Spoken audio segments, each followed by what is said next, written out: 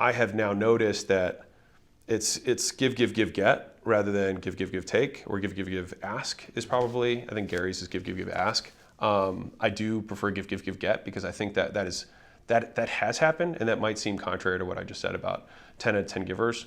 But I think the 10 out of 10 giving is giving without understanding boundaries.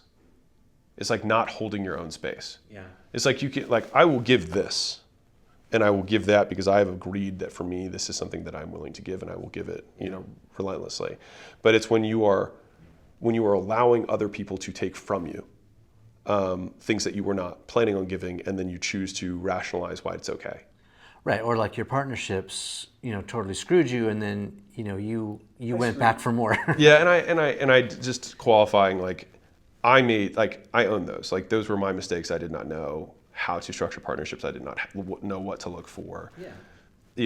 And they were all lessons for me. So I'm grateful for them now. Well, but also in your defense, it seems like you have high moral character. You have a big heart, and you want to give people a second chance, maybe, or the benefit of the doubt at least.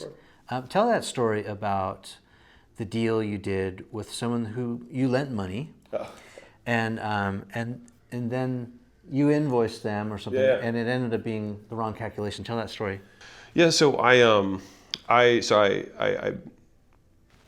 in wholesaling, you try and get a building under contract, right? And so someone had found a really dilapidated building that they could buy from the bank, I think for $3 million.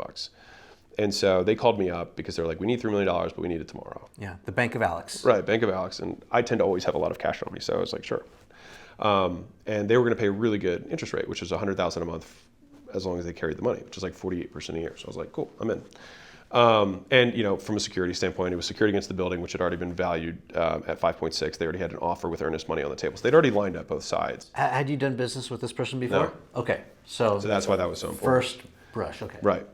So they both personally guaranteed it. I was first lien on the this is stuff you learn over time, right? I was first lien on the property, and they had earnest money down from a new buyer. So all my sides were more or less covered. Took all the risk out of it for you. Right. No brainer. So I wrote the check, and then so my real estate lawyer, which was actually a new lawyer I was trying out, sent the invoice over once they said, hey, we've received the funds, we'll send it to you with the interest, whatever. And he had miscalculated the amount of interest that had accrued. Because they did very well on the sale. Yeah, they did. Yeah, they did. I mean, it was a great deal for them, right? Yeah. They borrowed $3 for, I think carried it for 3 months ish. It was like 3.5 months. So they paid $330,000 or $350,000 in interest. They sold it for 5.6 on someone else's money. Yeah. So they made 2.6 minus the 300. So they made 2.3 for 90 days work. It's not a bad deal. So anyways, we sent the money.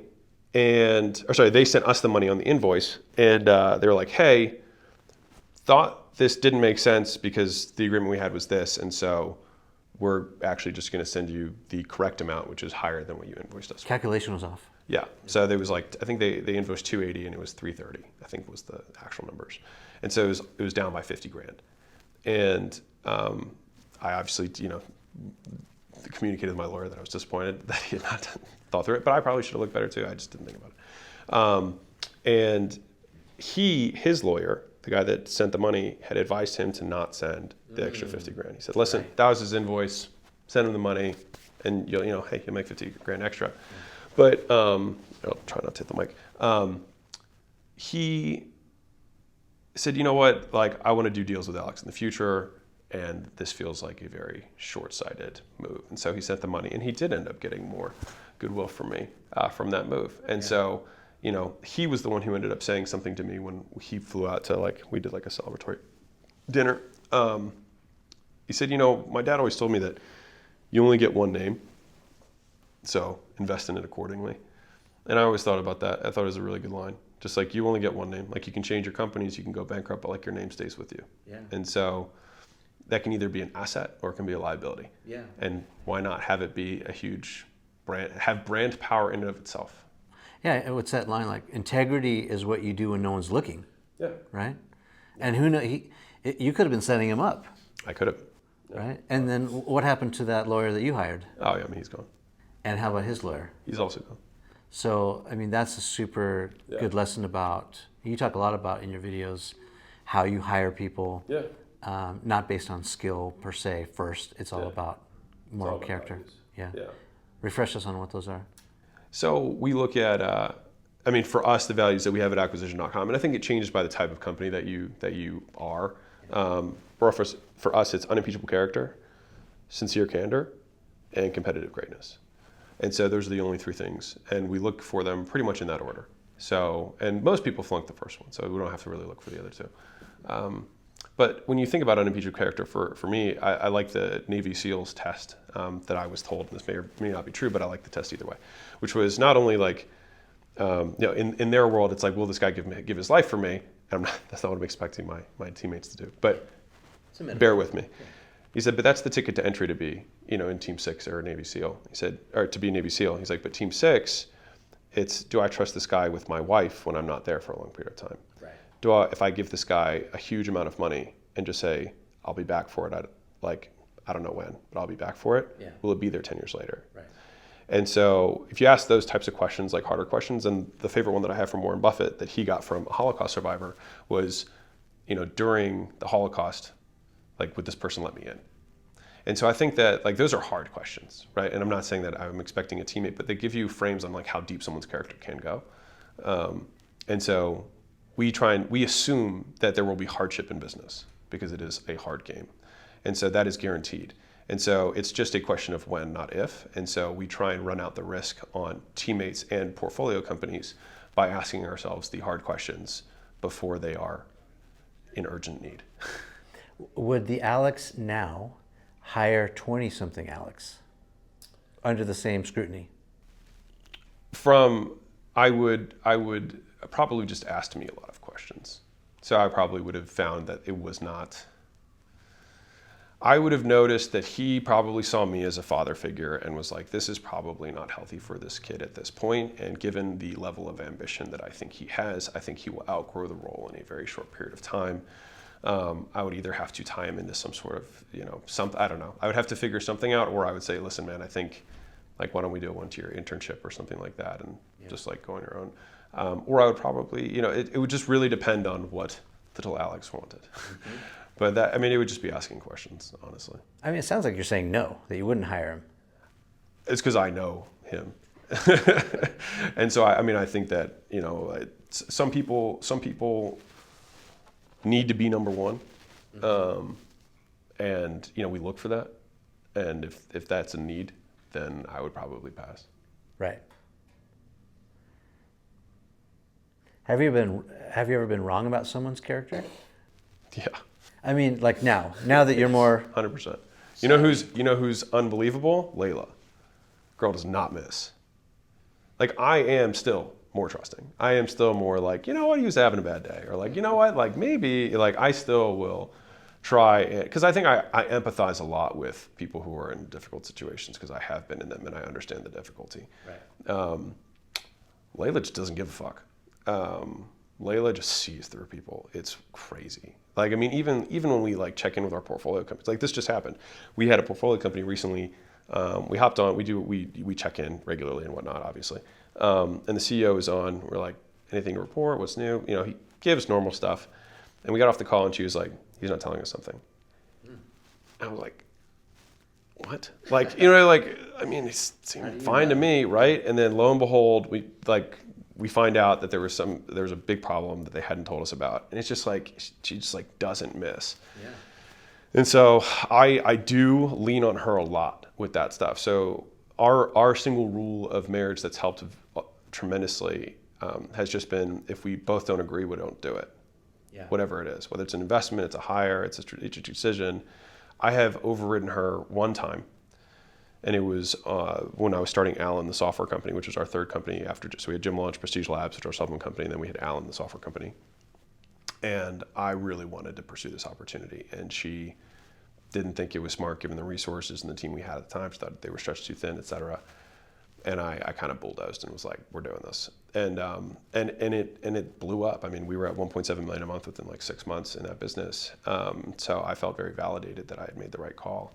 But on the longer term time horizon, she had seen that there were some flaws in the model and some things that I hadn't foreseen that ended up, biting us in the ass. And so I go back to what I said originally, which is if we both don't agree, and it goes the other way too. It's just I tend to be the yes guy.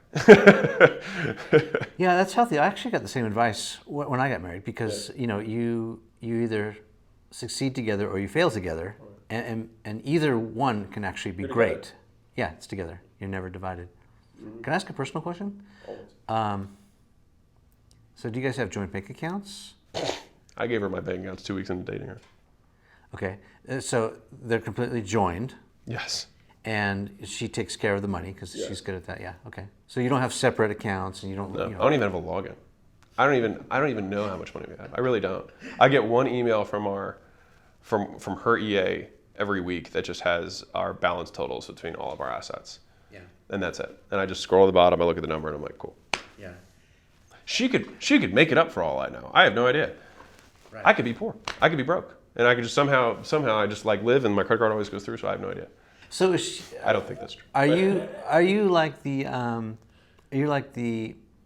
optimist and she's the realist? Like you're out there, seeing the vision, what's possible, and she's like bringing you back down to earth, like, hey, let's get real with this. Yeah, depends on the circumstance. Depends on what we were talking about. So I think the subject matter matters.